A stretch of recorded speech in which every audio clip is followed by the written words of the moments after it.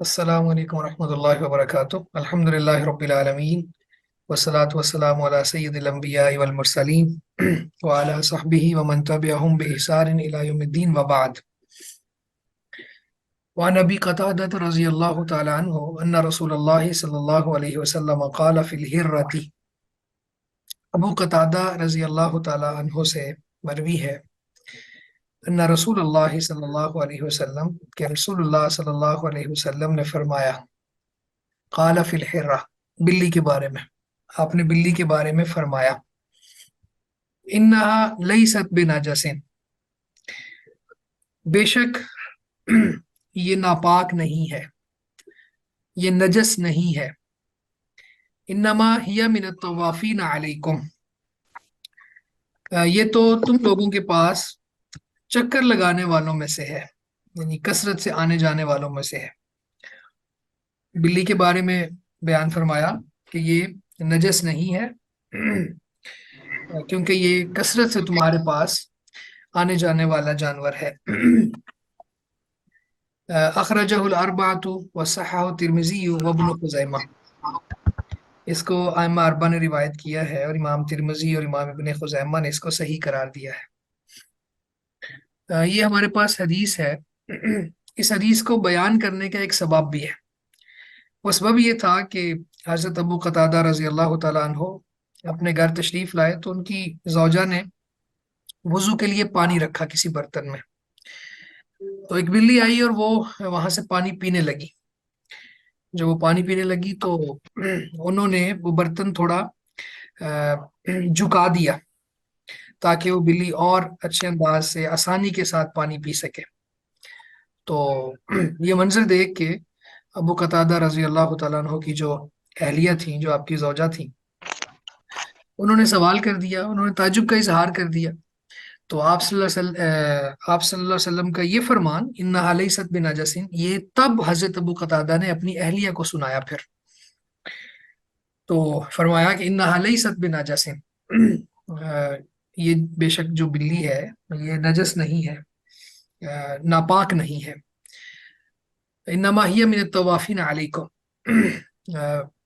یہ تو تم لوگوں کے پاس کثرت سے آنے جانے والوں میں سے ہے، یعنی وہ چیزیں جو زیادہ آتی جاتی ہیں، بلیاں گھوم رہی ہوتی ہیں گھروں میں۔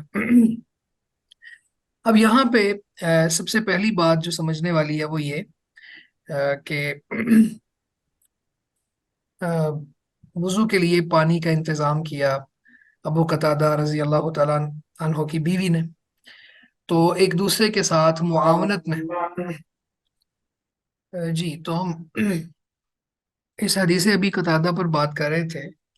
تو ایک دوسرے کے ساتھ دین کے معاملات میں معاونت کرنا، خاص طور پہ میاں بیوی کا، یہ مشروع ہے اور بڑا قابل تعریف ہے۔ اسی طرح اس حدیث مبارکہ سے یہ بات بھی سمجھ آتی ہے کہ بلی کا جو لیفٹ اوور ہے، یعنی اس کا جوٹا، یعنی کوئی چیز وہ کھا لیتی ہے یا پی لیتی ہے، اس سے بچا ہوا جو ہوتا ہے کوئی بھی خوراک میں سے یا پینے والی چیزوں میں سے، تو وہ جوٹا پاک ہے، یعنی وہ لیفٹ اوور پاک ہے، وہ نجس نہیں ہے۔ یہی معنی ہے انہا لیست بنجس، تو جو وہ خود نجس نہیں ہے، اگرچہ بلی حرام ہے کیونکہ یہ کچلی والے جانوروں میں سے ہے اور نوچ کے شکار کو کھاتی ہے، یعنی شکار کو اپنے دانتوں میں لے لیتی ہے اور پھر بم پھوڑ کے کھاتی ہے، لیکن اس کے باوجود اگرچہ وہ حرام ہے، حرام جانور ہے، لیکن اللہ کے نبی صلی اللہ علیہ وسلم نے اس کو نجس قرار نہیں دیا، انہا لیست بنجس، بے شک یہ نجس نہیں ہے۔ اور ساتھ میں وجہ بھی بتا دی امت کے لیے آسانی کرتے ہوئے، اور یہ شریعت کا ایک بہت بڑا قاعدہ ہے کہ مفاد عامہ کے لیے بہت سے احکامات اللہ تعالیٰ نے آسان کر دی ہیں، ان میں سے ایک حکم یہ بھی ہے۔ تو انما ہی من الطوافین علیکم، بے شک یہ تمہارے پاس کثرت سے آنے جانے والے جانوروں میں سے ہے، تو یہ گھریلو جانور ہے اور یہ کثرت سے آتا رہتا ہے۔ تو اس حدیث سے بہت سی باتیں جیسے میں نے ابھی بتایا اور بھی ہم اخذ کر سکتے ہیں کہ بلی کے منہ کے جو مادے ہیں، منہ سے جو رطوبتیں نکلتی ہیں، تو وہ اگر کسی کھانے والی چیز میں چلی جائیں تو وہ کھانا ناپاک نہیں ہوتا۔ برعکس اس کے کہ پیچھے کتے کی ہم نے بات کی تھی، تو کتا جس برتن میں منہ مار جائے اس کو 7 دفعہ دھونے کا کہا گیا، پہلی مرتبہ یا آخری مرتبہ مٹی کے ساتھ۔ تو بلی اس طرح کا جانور نہیں ہے۔ اور پھر اسی طرح بلی کو گھر میں آنے کی اجازت دینا، گھر میں رکھنا، اس میں بھی کوئی حرج نہیں ہے۔ اور ابو ہریرہ رضی اللہ تعالی عنہ کی کنیت کی وجہ بھی یہ ہے کہ وہ بہت زیادہ بلیاں رکھتے تھے اور ان کے ساتھ محبت تھی۔ تو اس کے برعکس کتا جو ہے وہ اس کو رکھنے سے رحمت کا فرشتہ نہیں آتا جس گھر میں کتا اور تصویر ہو۔ اور اسی طرح ہم نے بات کی تھی کہ بلا وجہ جو شریعت نے وجوہات بیان کی ہیں، ان کے علاوہ کتا اگر کوئی پالتا ہے تو روزانہ اس کے نامہ اعمال میں نیکیاں کم ہوتی رہتی ہیں۔ اچھا، اس میں یہ جو ہرہ ہے نا، بلی کے مختلف نام ہیں عربی زبان میں، ان میں سے ایک ہرہ بھی ہے۔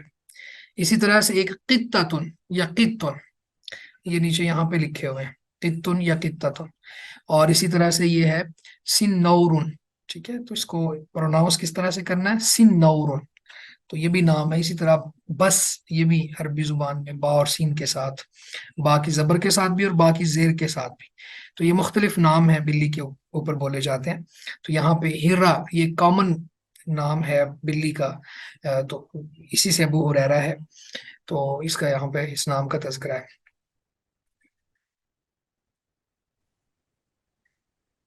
اس کے بعد ہمارے پاس حدیث ہے انس بن مالک رضی اللہ تعالی عنہ سے۔ انس بن مالک رضی اللہ تعالیٰ عنہ یہ صحابی رسول ہیں، وہ صحابی کہ جب اللہ کے نبی صلی اللہ علیہ وسلم مدینہ آئے تھے تو یہ تب سے آپ کی خدمت پر معمور ہو گئے تھے، اور پھر جب تک آپ زندہ رہے یہ آپ کے خادم ہی رہے، اور ان کی کنیت ابو حمزہ انصاری ہے۔ وہ کہتے ہیں کہ جا اعرابیون، ایک بدوی آیا، اعرابی آیا، فبال فی طائفۃ المسجد، تو اس نے مسجد کے ایک کونے میں پیشاب کرنا شروع کر دیا۔ فزجرہ الناس، لوگوں نے اسے ڈانٹا، اس کی زجر و توبیخ کی، یعنی اس کو ڈانٹا، ڈانٹ ڈپٹ کی۔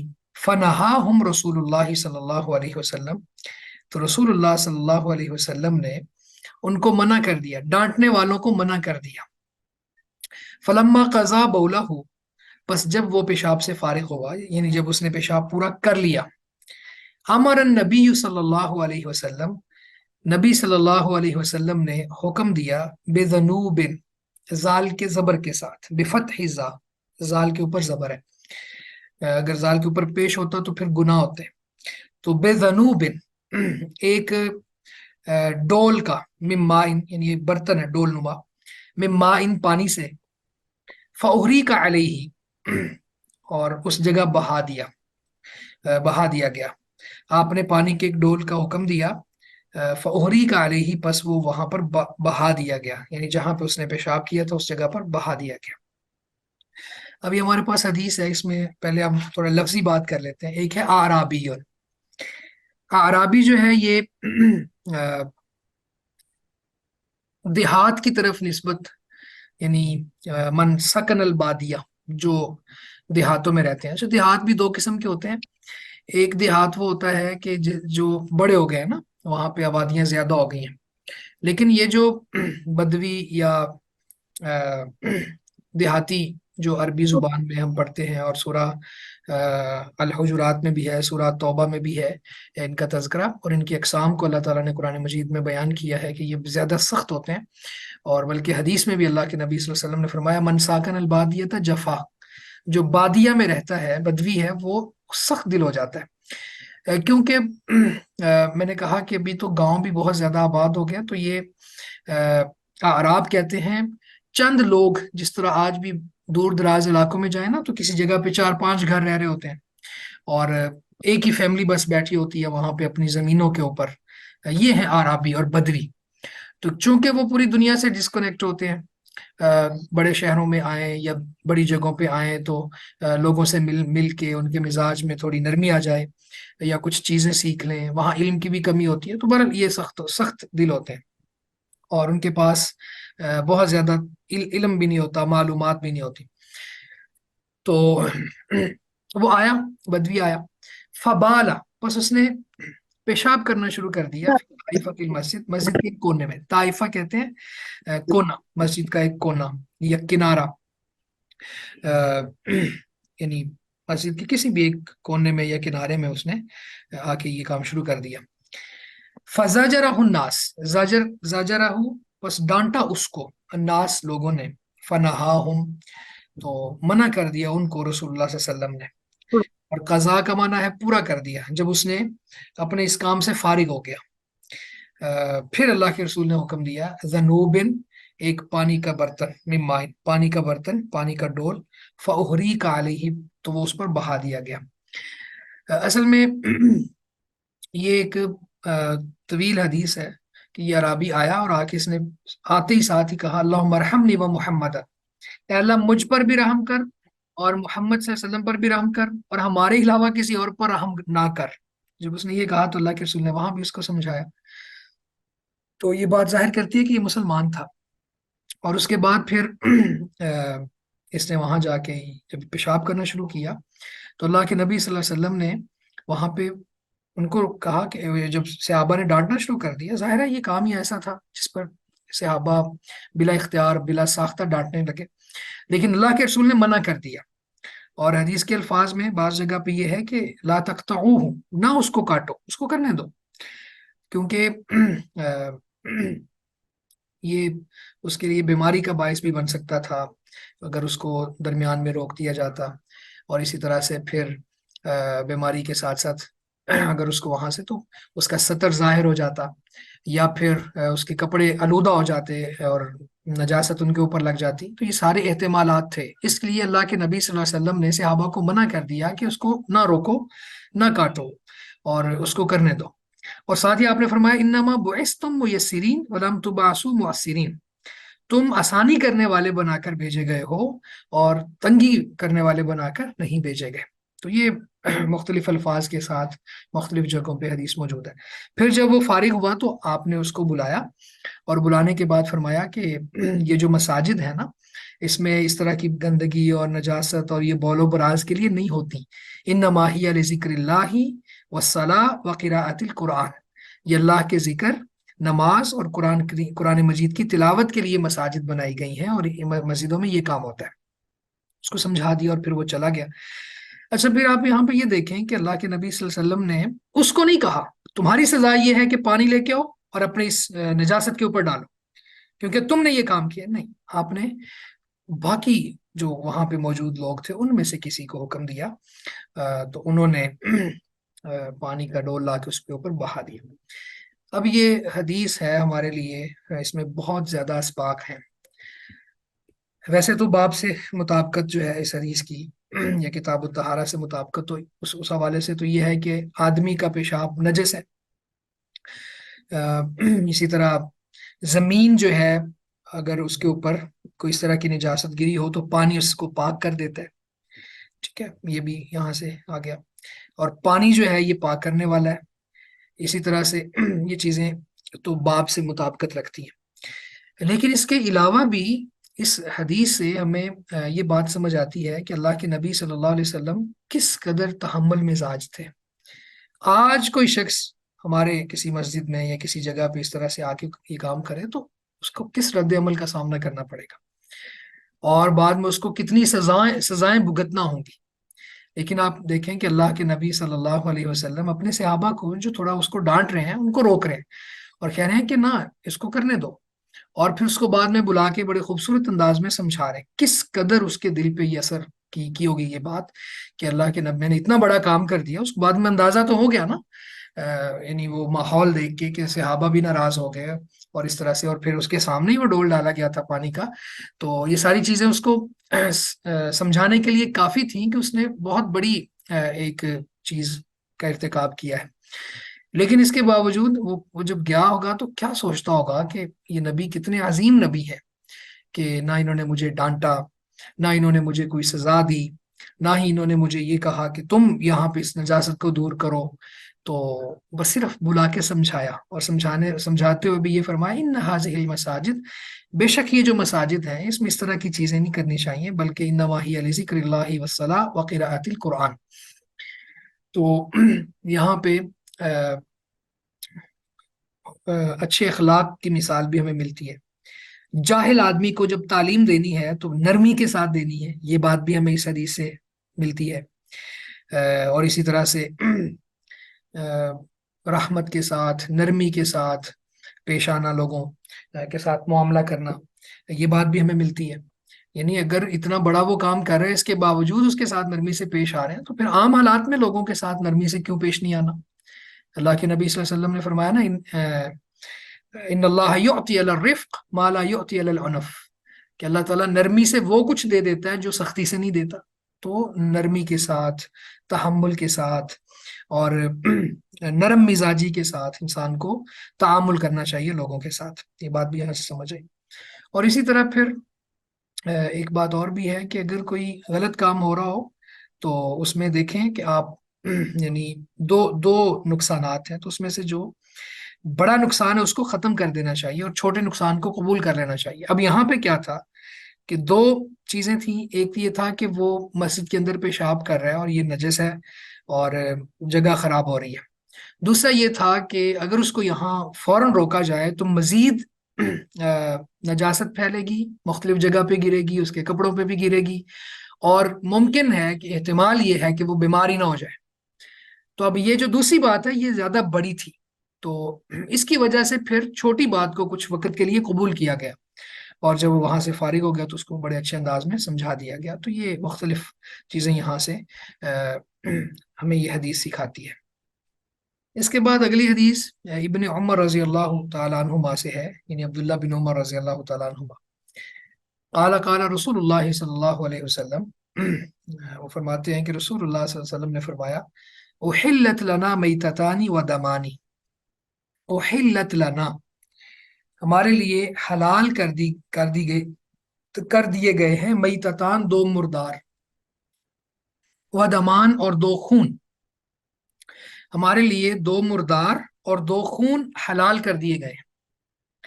فَأَمَّا الْمَيْتَتَانِ، پس جو مردار ہیں، فَالْجَرَادُ وَالْحُوتُ، ان میں سے ایک الجراد ہے، ٹڈی، جس کو لوکسٹ کہہ سکتے ہیں ہم، جو ٹڈی دل وغیرہ ہوتا ہے، والحوت، اور مچھلی، وَأَمَّا الدَّمَانِ، اور باقی جو دو خون ہیں، فَالْكَبِدُ وَالتِّحَالُ، فَالْكَبِد ایک جگر، والتحال اور دوسرا تلی، سپلین۔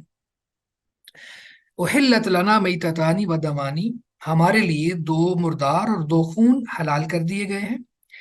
جو دو مردار ہیں وہ تو ٹڈی اور مچھلی ہے، اور جو دو خون ہیں وہ جگر اور تلی ہے۔ یہ حدیث ہے ہمارے پاس، اخرجہ احمد و ابن ماجہ، مسند احمد میں بھی ہے، ابن ماجہ میں بھی ہے، وفیہ ضعف، اور اس میں کچھ کمزوری ہے۔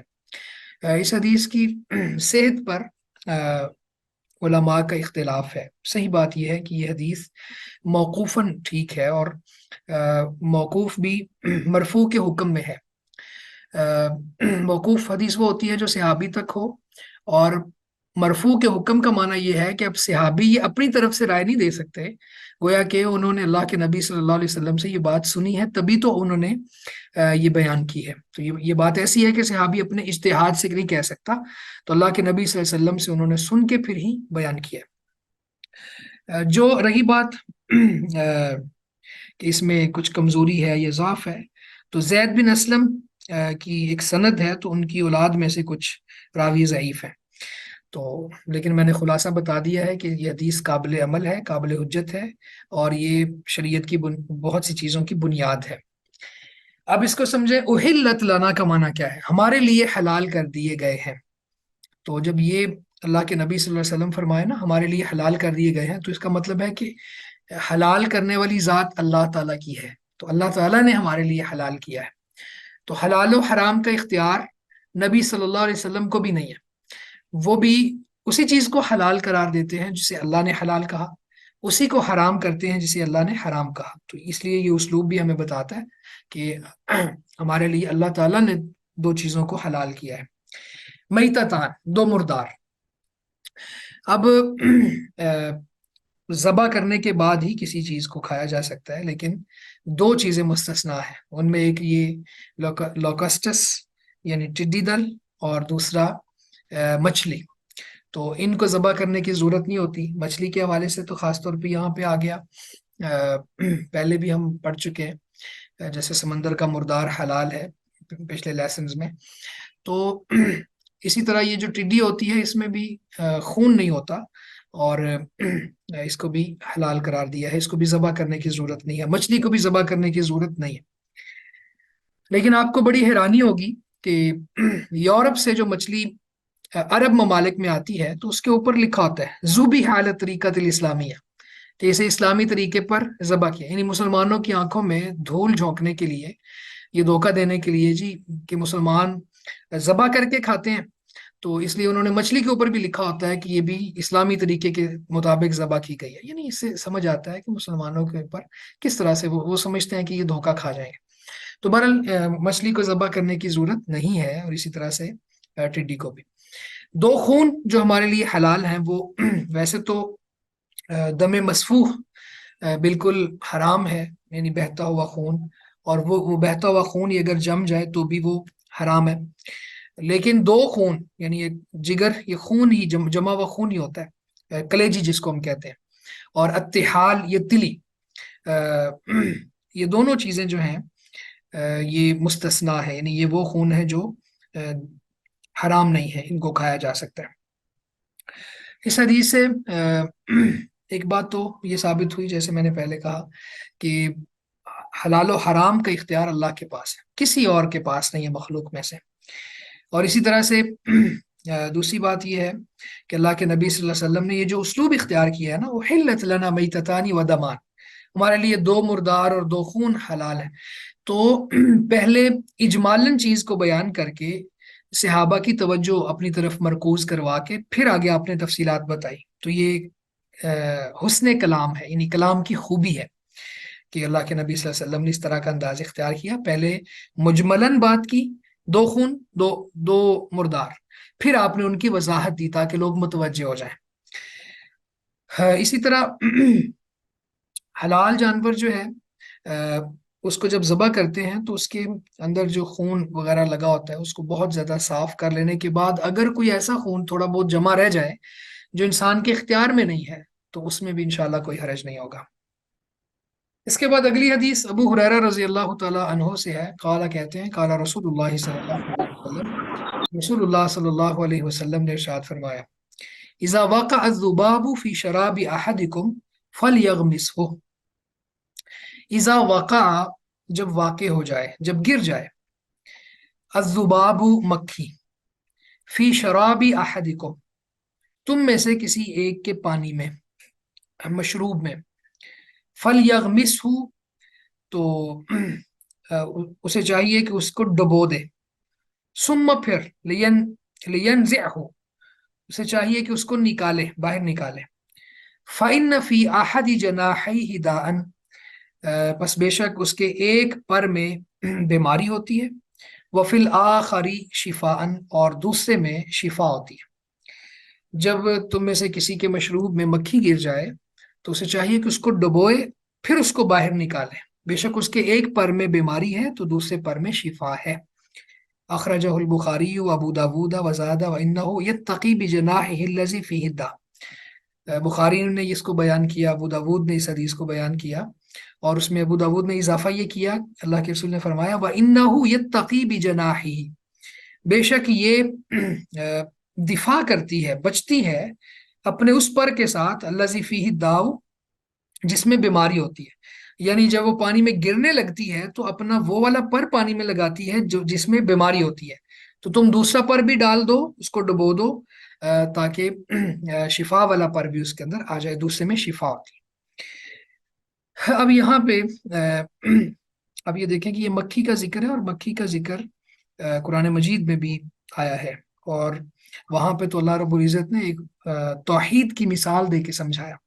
اللہ فرماتے یا ایھا الناس ضرب مثل فاستمعوا له ان الذين تدعون من دون الله لن يخلقوا ذبابا اذا وقع الذباب. ٹھیک ہے، وہاں کیا ہے؟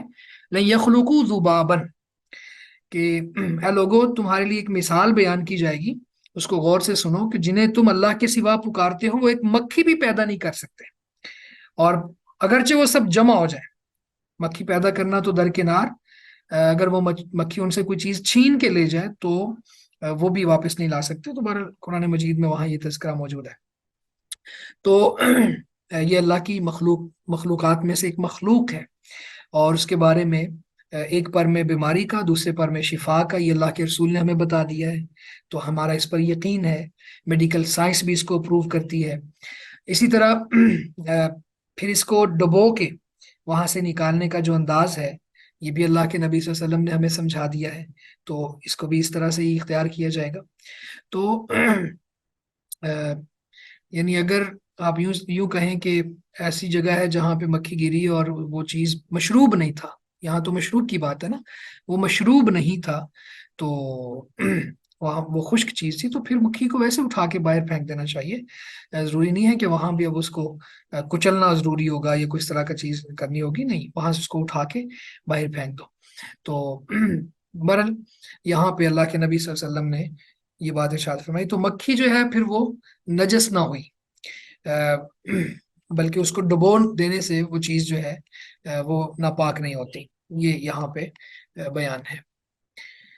اس کے بعد ابو واقد اللیثی رضی اللہ تعالی عنہ کہتے ہیں، قال رسول اللہ صلی اللہ علیہ وسلم، رسول اللہ صلی اللہ علیہ وسلم نے فرمایا، ما قطع من البہیمۃ وہی حیۃ فہو میت، ما قطع من البہیمہ، جو کاٹ دیا جائے کسی چوپائے سے، وہی حیۃ، اس حال میں کہ وہ زندہ ہو، یعنی وہ چوپایا زندہ ہو، وہ جانور زندہ ہو، فہو میت، تو پس وہ مردار ہے، یعنی وہ جو چیز کاٹی ہے نا، زندہ جانور میں سے کوئی گوشت کا ایک پیس کاٹ لیا جائے تو وہ پیس مردار ہے، وہ حرام ہے، وہ کھانا جائز نہیں ہے۔ یہ یہاں پہ بات ارشاد فرمائی گئی، ما قطع من البہیمہ، ما قطع، جو کاٹ دیا جائے، من البہیمتی، کسی چوپائے سے یا کسی جانور سے، وہی حیۃ، اس حال میں کہ وہ زندہ ہو، یعنی زندہ جانور کے اندر سے کوئی گوشت کا پیس کاٹ دیا جائے تو فہو میتن، تو وہ مردار ہوتا ہے، اس کو کھانا جائز نہیں ہے۔ اب اصل میں اس کو بھی سمجھیں، یعنی پہلے لوگ کرتے کیا تھے، اونٹ وغیرہ کی کوہان کاٹ لیتے تھے، اونٹ ہے نا، اونٹ کے اوپر کوہان ہوتی ہے جہاں پہ وہ پانی سٹور کرتا ہے، تو وہ کہتے ہیں کہ اونٹ بھی ذبح نہ ہو اور ہم یہاں سے گوشت بھی نکال لیں اس کا، تو وہ کوہان کاٹ لیتے۔ اسی طرح دمبا وغیرہ جو ہوتا ہے اس کے اوپر بہت سی چربی لگی ہوتی ہے، تو وہ وہاں سے کاٹ لیتے زندہ میں سے ہی۔ تو اللہ کے نبی صلی اللہ علیہ وسلم نے یہاں پہ اس سے منع کر دیا۔ بنیادی طور پر یہ سمجھ لیں کہ وہ جو چیز کاٹی گئی ہے، یعنی وہ پیس گوشت کا، وہ ٹکڑا جو زندہ جانور میں سے کاٹ لیا گیا ہے، اس کا حکم مردار کا ہی ہوگا، وہ قطعاً کسی صورت بھی جائز نہیں ہوگا۔ لیکن اس میں یہاں پہ بہت سے اسباق اور فوائد ہیں۔ ایک بات تو یہ ہے کہ جب کسی کو کوئی خلاف شرع کام کرتے ہوئے دیکھا جائے، جیسے اللہ کے نبی صلی اللہ علیہ وسلم نے لوگوں کو دیکھا کہ وہ زندہ جانور میں سے گوشت کا پیس نکالنا چاہتے ہیں اور نکالتے ہیں، تو آپ نے اس کو روک دیا، اس عمل کو روک دیا، ان لوگوں کو منع کر دیا۔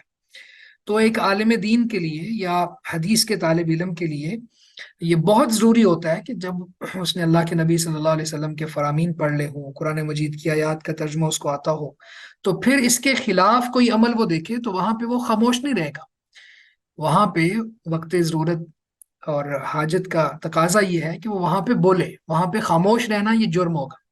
تو ایک بات تو یہ صدی سے سمجھ آئی۔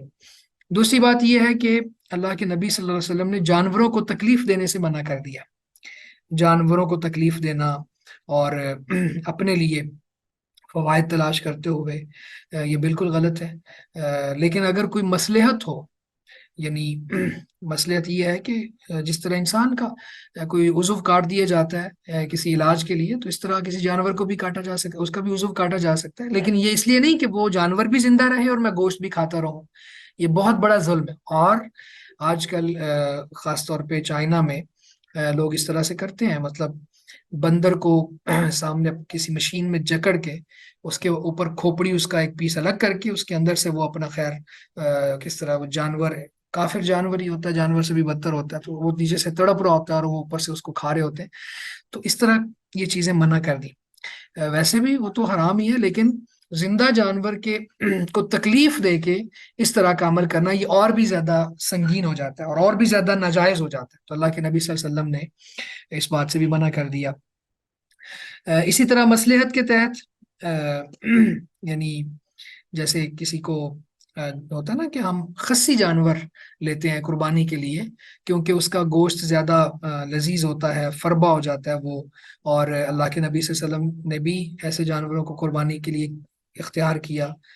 دو مینڈے تھے، وہ اس طرح کے تھے، آپ نے ان کو کیا. تو اس طرح کا جو جہاں پہ شریعت نے جتنی اجازت دی ہے اتنی اجازت لی جائے گی، لیکن اس کے علاوہ یہ چیزیں اختیار نہیں کی جائیں گی. اس کے بعد ہے باب الآنیہ، برتنوں کا باب. الآنیہ یہ اینا ان کی جمع ہے، اور اینا ان برتن کو کہتے ہیں. تو برتنوں کا باب، برتنوں کا بیان ہوگا اس میں. تو یہ یاد رکھیں کہ جو برتن یا جن کا استعمال شریعت نے ممنوع قرار دے دیا ہے، ان کے علاوہ باقی سب برتنوں میں کھانا پینا جائز ہے. لیکن جن کو منع کر دیا وہ انشاءاللہ ابھی ہم پڑھیں گے، ان برتنوں پہ پھر کھانا پینا جائز نہیں ہوگا. پہلی حدیث حذیفہ بن یمان سے ہے رضی اللہ تعالیٰ عنہما، قال کہتے ہیں قال رسول اللہ صلی اللہ علیہ وسلم، رسول اللہ صلی اللہ علیہ وسلم نے ارشاد فرمایا، لا تشربوا فی آنیت الذهب والفضة، لا تشربوا نہ تم پیو، فی آنیت الذهب سونے کے برتنوں میں، والفضة اور چاندی کے برتنوں میں، ولا تأکلوا فی صحافها اور نہ ہی تم ان کی پلیٹوں میں کھاؤ، یعنی صحافیہ ان کی پلیٹس، نہ تم ان کی پلیٹوں میں کھاؤ. فإنها لهم في الدنيا، پس بے شک یہ ان کے لیے دنیا میں ہے، یعنی کافروں کے لیے. وَلَكُمْ فِي الْآخِرَةِ اور تمہارے لیے آخرت میں ہے. بے شک یہ کافروں کے لیے دنیا میں ہے اور تمہارے لیے آخرت میں ہے. یہ حدیث مبارکہ ہے ہمارے پاس. اس میں ایک تو آنیہ برتن کو کہتے ہیں، الذہب سونے کو کہتے ہیں، الفضہ چاندی کو کہتے ہیں، صحافیہ یہ جو صحاف ہے، پلیٹس، ٹھیک ہے، رکابی بھی اس کو ٹرانسلیٹ کیا گیا ہے. تو یعنی صفحاتن کی جمع ہے یہ صحاف، پلیٹس. تو ان سونے اور چاندی کی پلیٹوں کے اندر کھانا کھانے کی بھی ممانعت ہے، وہاں کھانا نہیں کھا سکتے. فإنها یعنی پیچھے پینے کی ممانعت ہے اور ساتھ ہی کھانے کی ممانعت بھی ہے. اور علت اور توجیہ یہاں پہ جو رسول معظم صلی اللہ علیہ وسلم نے بیان فرمائی وہ یہ ہے، فإنها لهم في الدنيا ولكم في الآخرة، بس بے شک یہ ان کے لیے یعنی کافروں کے لیے دنیا میں ہے اور تمہارے لیے آخرت میں ہے. اب یہاں پہ یہ جو علت ہے سونے چاندی کے برتنوں میں کھانے پینے کی، اس کو اگر ہم دیکھیں تو یہ عیش پرستی کی ممانعت ہے. اور یہ مسلمانوں کا قطعاً شیوا نہیں ہے کہ وہ اس طرح کا لائف سٹائل اپنائیں. کافر خیر اس طرح کرتے بھی ہیں اور ان کے لیے سب کچھ دنیا میں ہے، آخرت میں ان کے لیے کچھ نہیں ہے. تو یہاں پہ سب سے اہم بات یہ ہے کہ اللہ کے نبی صلی اللہ علیہ وسلم نے عیش و عشرت والا اور عیاشانہ جو زندگی گزارنے کا طریقہ کار ہے اس سے منع کر دیا. کیونکہ یہ جو سونے چاندی کے برتنوں میں کھانا یہ عیاشی کی انتہا ہے، اس سے آگے کیا ہے؟ کچھ نہیں ہے. لوگ سونے چاندی کے برتن استعمال کرتے ہیں، سونے چاندی کی گاڑیوں میں بیٹھتے ہیں، یعنی دنیا میں جو سب سے زیادہ امیر لوگ ہیں وہ یہی کر سکتے ہیں نا. تو یہ چونکہ عیش پرستی کی انتہا اور اس کا منتہا تھا تو اللہ کے نبی صلی اللہ علیہ وسلم نے اسے منع فرما دیا. اب یہ دیکھیں کہ ایک دفعہ اللہ کے نبی صلی اللہ علیہ وسلم نے صحابہ کو یہ بات ارشاد فرمائی کہ میں کس طرح ناز و نعمت والی زندگی کو پسند کروں. حال یہ ہے کہ اس وقت سور میں، سواد کے ساتھ، سور میں پھونک مارنے والا فرشتہ وہ اپنے ہاتھ میں سور لے کے کھڑا ہوا ہے، اس کے کان آسمان کی طرف لگے ہوئے ہیں، اس کی نظریں جھکی ہوئی ہیں، اور وہ اللہ کے حکم کا منتظر ہے کہ اللہ تعالیٰ اس کو حکم دیں اور وہ سور میں پھونک مارے، اور اس پھونک کی وجہ سے، نفخہ اولا کی وجہ سے ساری کائنات تباہ ہو جائے. تو آپ صلی اللہ علیہ وسلم نے یہ منظر کشی کی اور حدیث کے اندر کیا فرمایا کہ میں کس طرح ناز و نعمت والی زندگی کو ترجیح دوں.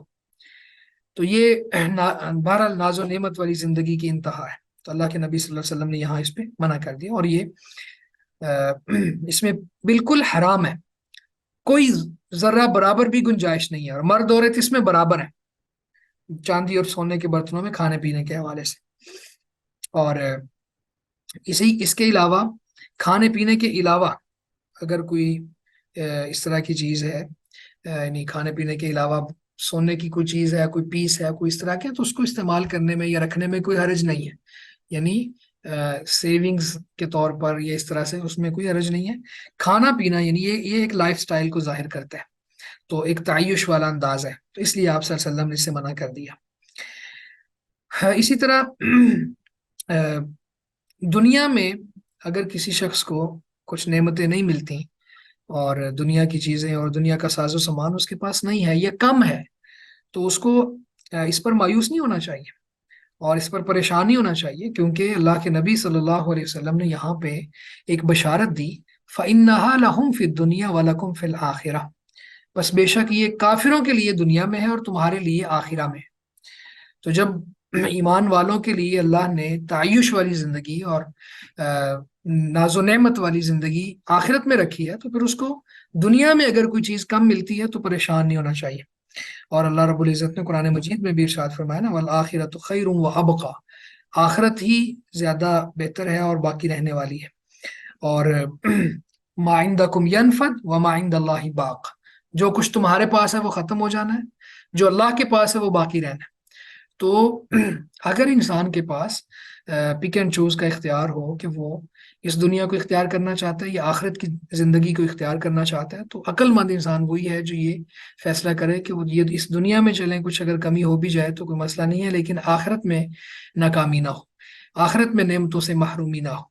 تو دنیا میں اگر کوئی شخص اس طرح اپنی ساری خواہشات اور حاجات اور کافروں والا لائف سٹائل اپنا کے اور اس طرح کی زندگی گزار کے جاتا ہے، تو پھر وہ آخرت میں محروم کر دیا جائے گا، کیونکہ اللہ کے نبی صلی اللہ علیہ وسلم نے یہاں پہ ان چیزوں سے منع فرما دیا ہے. اس حدیث سے ایک بات یہ بھی ثابت ہوئی کہ سونے چاندی کے برتنوں میں کھانا پینا یہ کبیرہ گناہ ہے. کبیرہ گناہ کیوں؟ کیونکہ اس پر وعید ہے.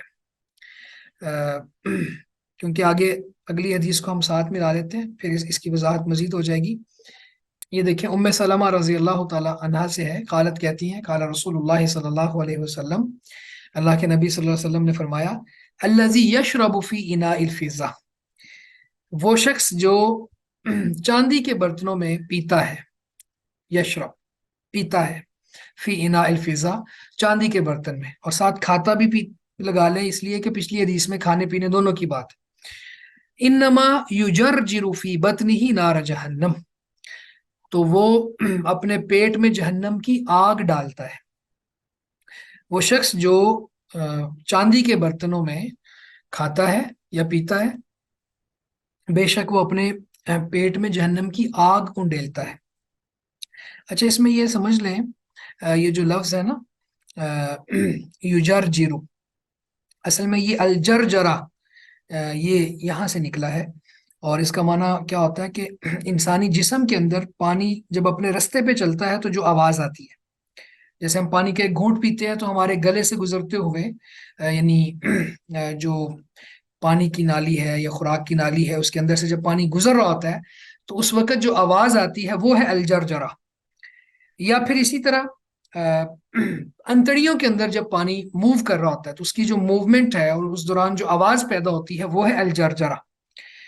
تو یہاں پہ اللہ کے نبی صلی اللہ علیہ وسلم نے یہ بات ارشاد فرمائی کہ وہ پانی کی جگہ پہ آگ ڈال رہا ہے اگر وہ چاندی کے برتن میں پی رہا ہے. تو اب یہ سخت وعید ہے. تو ابھی جو پیچھے بات ہو رہی تھی کہ یہ سونے چاندی کے برتنوں میں کھانا پینا یہ کبیرہ گناہ ہے. کیسے پتہ چلا؟ کبیرہ گناہ کی پہچان 3 طرح سے ہوتی ہے. یہ بات آپ نوٹ کر لیجئے گا، ریکارڈ بھی ہو رہی ہے، آپ کے وائوے میں بھی آپ کے کام آ سکتی ہے. ایک جس پر اصل میں اللہ تعالیٰ نے قرآن مجید میں یہ بات ارشاد فرمائی نا کہ ان تجتنبوا کبائر ما تنہون عنہ نکفر عنکم سیئاتکم وندخلکم مدخلا کریما، اگر تم ان گناہوں سے بچ گئے، وندخلکم مدخلا کریما، ان گناہوں سے بچ گئے جن کبیرہ گناہوں سے جن سے تمہیں بچنے کا حکم دیا جاتا ہے، تو پھر اللہ تمہارے صغیرہ گناہ بھی معاف کر کے تمہیں اچھی جگہ پر داخل کرے گا، یعنی جنت میں۔ تو کبیرہ گناہ کون کون سے ہیں؟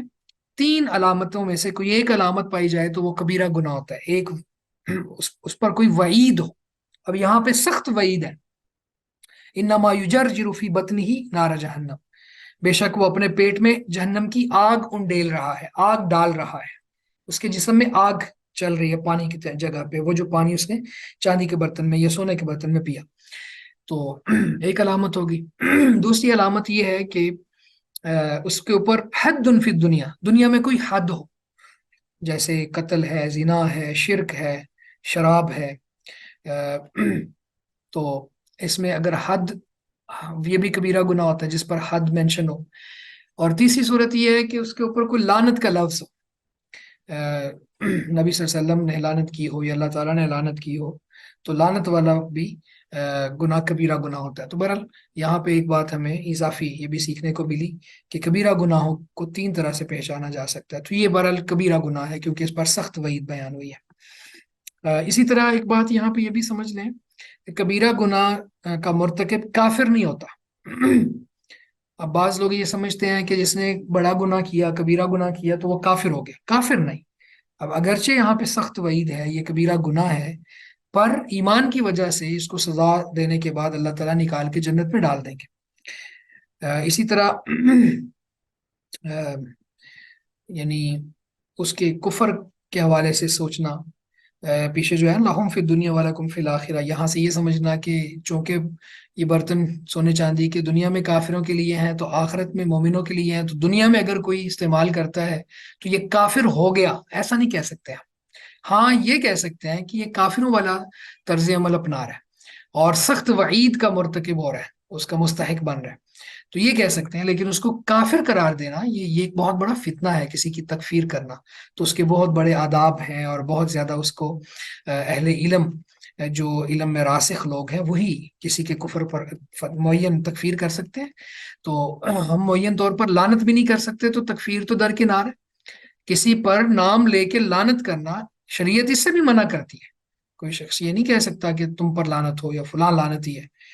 اس پہ انشاءاللہ ہم بات کریں گے، بھی تھوڑی کر بھی دیتے ہیں کہ اب شراب پینے والے پر اللہ کے رسول نے لعنت فرمائی ہے۔ شراب پینے والا، شراب پلانے والا، نچوڑنے والا، خریدنے والا، بیچنے والا، سب پر لعنت ہے۔ لیکن جو شراب پیتا ہے اس کو نومینیٹ کر کے، اس کا نام لے کے، اس کو پوائنٹ آؤٹ کر کے کہنا کہ تجھ پر اللہ کی لعنت ہو، یہ جائز نہیں ہے۔ صحیح بخاری کی حدیث ہے، ایک عبداللہ نامی شخص تھا، وہ اللہ کے رسول کی مجلس میں آتا تھا، شراب پی کے آ گیا، آپ نے اس کو کوڑے لگائے، پھر کسی دن پی کے آ گیا، پھر کوڑے لگائے، پھر پی کے آ گیا، تو مجلس میں سے ایک بندے نے بول کے کہا اللہم لعنہ، اے اللہ اس پر لعنت کر۔ اب اللہ کے رسول نے خود شراب پینے والے پر، پلانے والے پر، نچوڑنے والے پر، خریدنے والے، بیچنے والے، سب پر لعنت کی ہے، پر جب یہاں پہ اس شخص نے اس کو نومینیٹ کر کے لعنت کی نا، تو اللہ کے رسول نے فرمایا لا تلعنو، اس پر لعنت نہ کرو۔ تو کسی کو معین طور پر کافر قرار دینا یا معین طور پر اس کو لعنت کا کہہ دینا، یہ ٹھیک نہیں ہے۔ اور خیر لعنت کا مطلب ہوتا ہے اللہ کی رحمت سے محرومی، تو یہ تو کسی کافر کو بھی پوائنٹ آؤٹ کر کے نہیں کہہ سکتا، ممکن ہے مرنے سے پہلے اللہ تعالیٰ اس کو ہدایت دے دیں اور دائرہ اسلام میں آ جائے وہ۔ تو بہرحال یہاں سے کبیرہ گناہ کے حوالے سے تھوڑی بات ہو گئی۔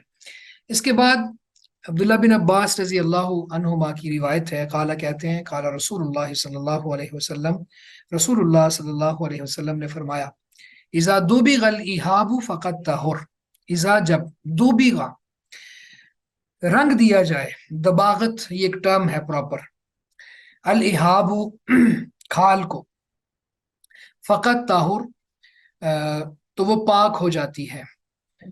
جب کھال کو رنگ دیا جائے، یعنی اس کے اوپر کلر چڑھا دیا جائے، اس کو دباغت دے دی جائے، تو وہ پاک ہو جاتی ہے۔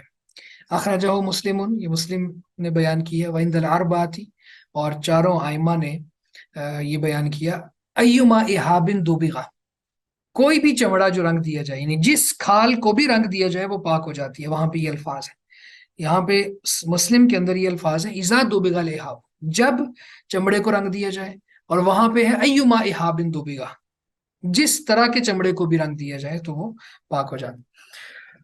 अब यहाँ पे ये समझे कि दबागत क्या है। दबागत का माना है कोई यानी कोई मटेरियल डालकर किसी चमड़े को या किसी खाल को रंग देना, कलर कलर दे देना, उसके ऊपर रंग चढ़ा देना, जैसे मसाला लगाकर यहाँ पे लिखा हुआ, या फिर कोई उसके अंदर कोई केमिकल्स डाल के आजकल के दौर के मुताबिक, या फिर उसमें कुरज, ये एक दरख्त है, उसके पत्ते वगैरह डालकर माजी में रंग दिया जाता था। तो इस तरह अगर कर दें तो फिर ये पाक हो जाते हैं। अब यहाँ पे ये समझ लें कि खाल जो है जब उसको रंग दिया जाए तो वो पाक हो जाती है, लेकिन उसमें हलाल जानवर की खाल है जो मुर्दार है, यानी वैसे भी अगर हलाल जानवर की खाल है उसको तो रंगने की जरूरत नहीं है, ना भी रंगे तो पाक है। लेकिन अगर वो मुर्दार हो गया, मर गया, यानी उसको जबा नहीं किया और वो मर गया, अगली भी हदीस को भी हम इंशाल्लाह साथ शामिल करते हैं, तो फिर क्या होगा कि उसको उसकी खाल को रंग रंग चढ़ा देने से और दबागत दे देने से वो पाक हो जाएगी। अगली हदीस को भी देख लेते हैं, फिर ज्यादा समझ आ जाएगी। अन सलमत बिन मुहब्बिक रजी अल्लाह अन्हु काल काल रसूलुल्लाह सल्लल्लाहु अलैहि वसल्लम दिबाहु जुलूदिल मैतती तहूरुहा, दिबाहु रंगना, जुलूदिल मैतती मुर्दार के चमड़े को, तहूरुहा उसकी पाकीजगी है, यानी उसकी तहारत है। मुर्दा जानवर के चमड़े को रंग देना ये उसे पाक कर देता है। और अगली हदीस मैमूना रजी अल्लाह तआला अन्हा की है, कालत कहती है, मर्र नबी सल्लल्लाहु अलैहि वसल्लम बिशातिन, अल्लाह के नबी सल्लल्लाहु अलैहि वसल्लम एक बकरी के पास से गुजरे, ये जो रूनहा, सहाबा उसे खींच के लेके जा रहे थे। फकाला, तो आपने फरमाया, लो अखज तुम इहाबहा, काश तुम इसकी खाली उतार लेते। फकालू, बस उन्होंने फरमाया, इन्नहा मैततुन, बेशक ये तो मुर्दार है। फ़काल, आपस आपने फरमाया, युतहिरुहा अलमाउ वल क़रज़, इसको पानी और कर्ज, ये कर्ज जो है, कर्ज कर्जतुन की जमा है, और ये एक दरख्त है, और दरख्त के पत्ते वगैरह डाल के, उसकी खाल डाल के, जिस तरह कीकर होता है उसको डाल के फिर पानी में बॉयल करके फिर चमड़े को डाला जाता है, और तो उसके ऊपर रंग चढ़ जाता। तो आपने फरमाया कि इसको पानी और कर्ज ये पाक कर देगा। तो अब यहाँ पे ये इस हदीस को भी जब हम साथ मिलाते हैं और पिछली हदीस को भी, कि मुर्दा जानवर की खाल जो है वो रंग देने से पाक हो जाती है, और यहाँ भी आपने वो बकरी, तो अब बकरी जो है ये फी नफ्सी ही हलाल थी अगर इसको ज़बह कर लिया जाता, लेकिन यहाँ पे उसको चूंकि ज़बह नहीं हुई और मर गई है, गला घुटने से, ये तभी मौत वो फौत हो गई। तो उस वक्त फिर अल्लाह के नबी सल्लल्लाहु अलैहि वसल्लम ने हुक्म दिया कि इसकी खाल को तुम उतार के काम में ले आते। तो उन्होंने फरमाया कि अल्लाह के रसूल ये तो मुर्दार है। तो आपने फरमाया कि पानी और ये जो दरख्त के पत्ते वगैरह हैं ये इसको पाक कर देते। तो यहाँ पे मालूम ये हुआ कि ऐसे जानवर जो ज़बह करने से हलाल नहीं होते, तो उनकी फिर खाल भी दबागत से पाक नहीं होती। खास तौर पे जैसे सूर है, खिंजीर वगैरह, या कुत्ता है।